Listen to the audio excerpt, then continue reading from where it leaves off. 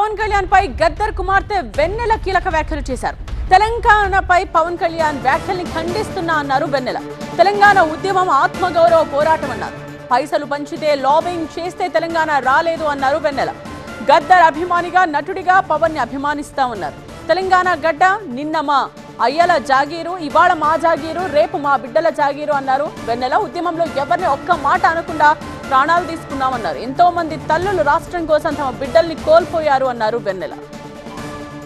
గౌరవనీయులైన పవన్ అన్న గారు, మీరు ఒక నటుడుగా, గద్దరన్న అభిమానిగా తెలంగాణ ప్రజలు ఎప్పుడు మిమ్మల్ని గౌరవిస్తానే ఉంటారు.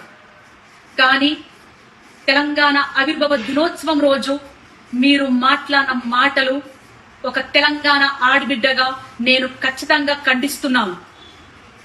తెలంగాణ సినిమాల్లో యాక్ట్ చేస్తే రాలేదు, తెలంగాణ పొత్తులకు పోతే రాలేదు, తెలంగాణ పైసలు వంచితే రాలేదు, తెలంగాణ లాబీలు చేస్తే రాలేదు. తెలంగాణ పోరాటం ఓ సాయుధ పోరాటం. తమ రక్తం చిందించిన గడ్డగా నిలబడ్డ తెలంగాణ బిడ్డల త్యాగాల పోరాటం. తెలంగాణ ఒక ఆత్మగౌరవ పోరాటం. ఎవరిని ఒక బాధ పెట్టకుండా, ఎవరిని హింసించకుండా తమను తాము ఆహుతి చేసుకున్న శ్రీకాంత్ చారియే సాక్ష్యం.